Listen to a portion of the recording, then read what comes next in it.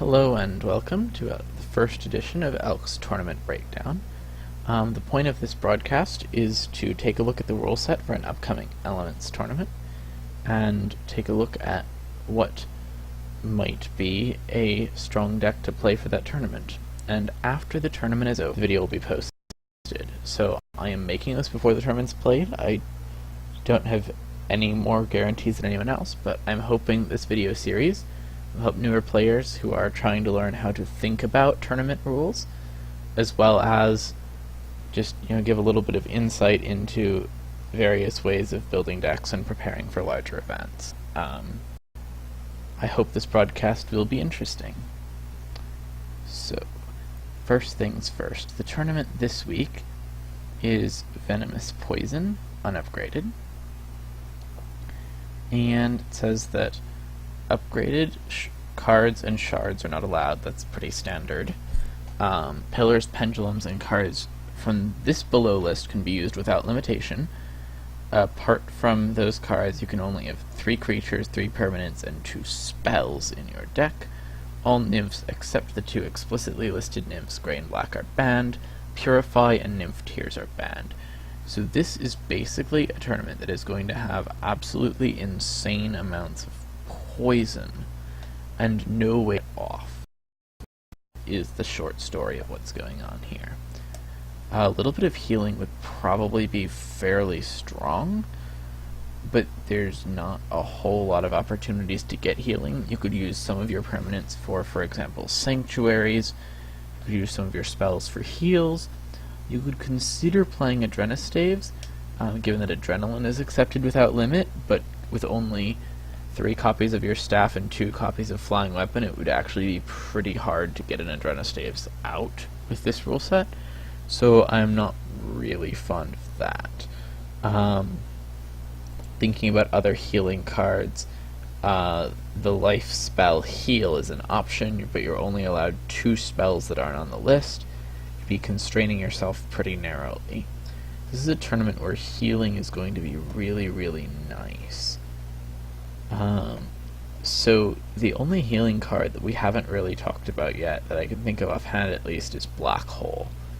So I would actually strongly consider playing some sort of Black Hole deck in this meta, because I feel like Black Hole is going to give me the opportunity to heal, especially with Nova on the allowable list.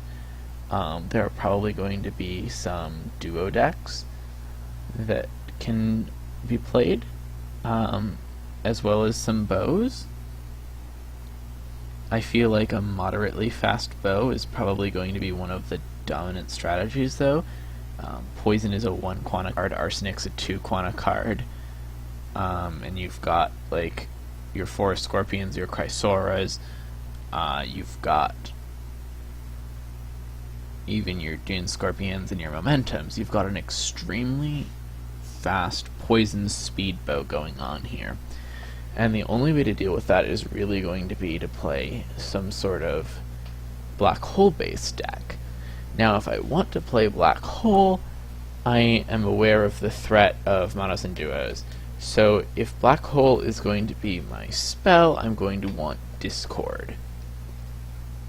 Now, I'm only allowed 3 other permanents and 2 other spells that aren't on this list, and I have no way to get my Gravity Nymph on, because that's also not allowed. So, DBH in this meta is going to be kind of tricky to successfully pull off. I feel like you can probably pull off some sort of DBH bow, but I feel like it's not going to be like a cut and dry easy thing to do. But I'm going to go ahead and start trying to build a DBH bow and see what it would look like.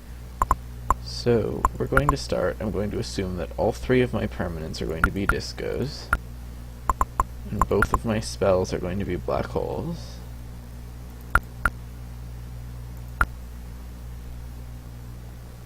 And of that, this is a bow. We're almost certainly going to need Novas in high volume.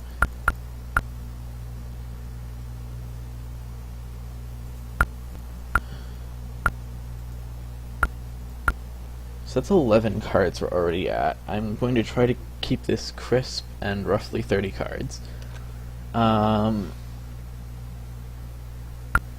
high value cards. I'm going to assume for now we're going to be looking at either Earth or Time. For our mark, I'm going to start with Earth, and we'll see if that can be changed.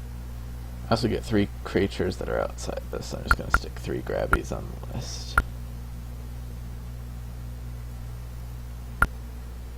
So that's 3 grabbies, and we're at 14 cards, and we still probably need a little bit more quanta too. So what can we get cheaply? Now, momentum is probably a valuable card. We are already using 8 gravity quanta with our 2 black holes, which is kinda high, but that could be pretty good.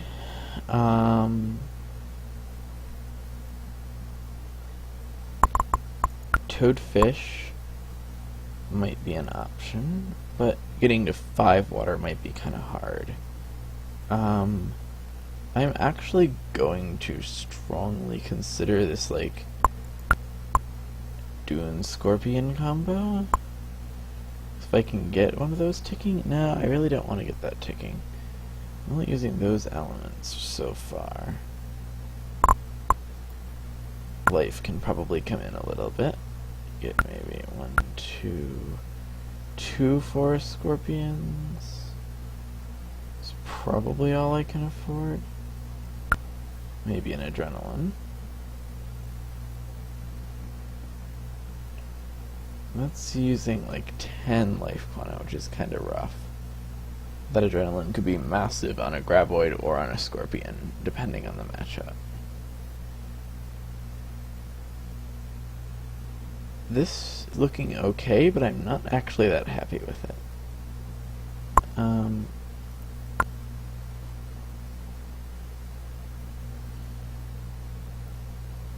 Yeah, this is acceptable. I would say this deck is at least, like, going to have some merit, but I don't think it's going to be winning by itself. I'll put a couple of those in. Need to use some death quanta. If I need death quanta, I'll take a gray nymph by itself. Now that's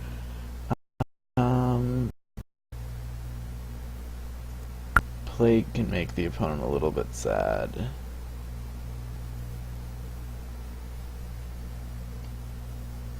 I'm probably going to put a momentum or 2 in. So let's do that. Let's combine the momentum. Oops, I accidentally took a black hole out while I was at it too. So I'll put the second black hole back in. And then we've got momentum on the list. Put 2 of those in. Then like 2 blessings maybe? 2 blessings. And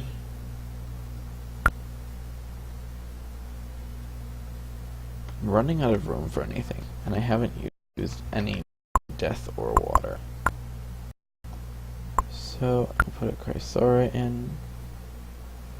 Can back down one thing that I have too many of, probably a Scorpion, and top it off with 6 Quantum Towers.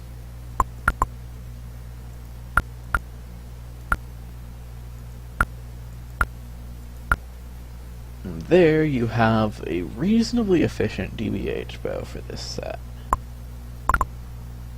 So I'm going to copy that deck code off for a second to an external document. I don't believe the document shows up on the broadcast, but we're just going to copy that DBH code off to an external document so we save it while we carry on talking about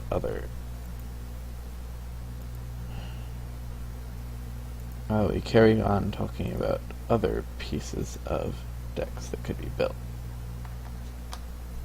So that's a reasonably strong deck we've got. But what if we wanted to build a mono or a duo? So I think my favorite option right here is probably a Death Darkness duo, which will enable us to activate Deathstalkers as well as play into Affla Voodoo. So I'm going to try to build that kind of deck also. I'm probably going to end up needing the Death Quanta faster. So let's assume that we're going to use Death Quanta first. And let's pop in a Grey Nymph and a couple Afflas. We'll assume we're going to use an RC or two. Assume we're going to use Bonewalk. That's going to be great synergy with our Plague. Over here is going to give us good Bonewall synergy. Only putting a couple copies of these cards because you don't want more than that.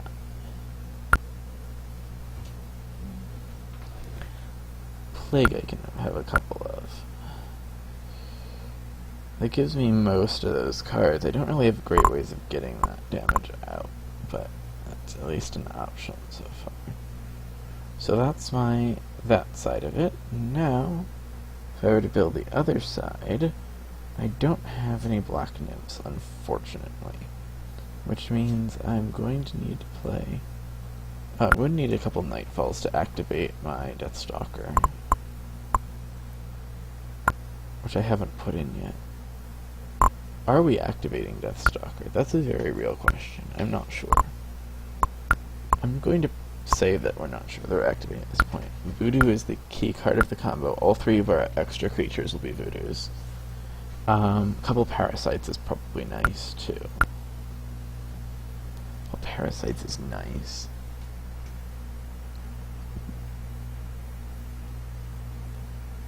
And then maybe tack on a couple Liquid Shadows. For a bonus? That's about right. Now we want to quanta it up. Let's look at that. We're really low on the amount of darkness quanta needed. So we'll put maybe 6 dark pens? 6 to 7 dark pens?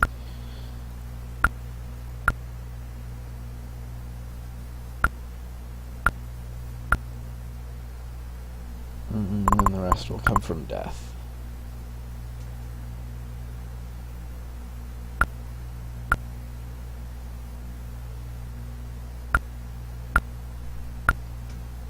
And that should be a pretty balanced Affla Voodoo combo for this tournament. So that's the second deck. Normally, accidentally caused an ad to pop up.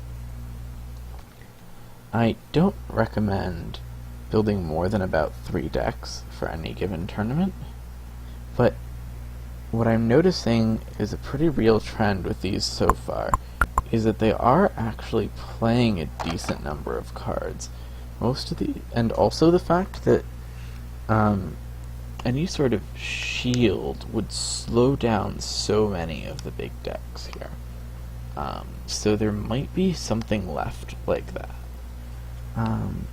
Momentum is a threat to basically any deck that relies on a DR shield, but a DR shield would be really kind of nice against most of the decks I think you're likely to see.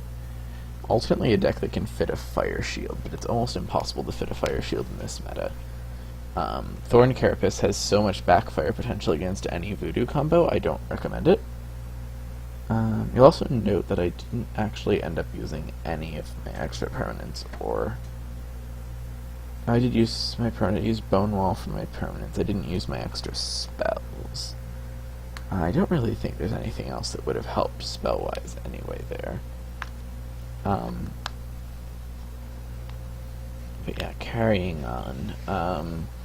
So we've seen those 2 options, and there might be a third good option out there. Something with Dune Scorpion, because a lot of the decks are playing a lot of cards, or something that denies, like, Nightfall creatures. But no, there's not a good creature denying card in the set at all. Pretty much any deck that's using the set is going to get around your creature denial. So I am going to consider building a Neurostall. Now, I'm not the biggest Neurostall player in the world, but we're going to assume briefly that we want to play Neurostall. We're going to want dunes on the first turn, momentums on the second, which means that we want our pendulums to be time, and our momentums to be ether. We up our extra permanent spots with eternity, almost certainly. That's just a no-brainer. It's a Neurostall. What else are you doing with your quanta? You're gonna get like 4 or 5 dunes in there. Make it 5 dunes is probably enough. 5 dunes, 5 momentum.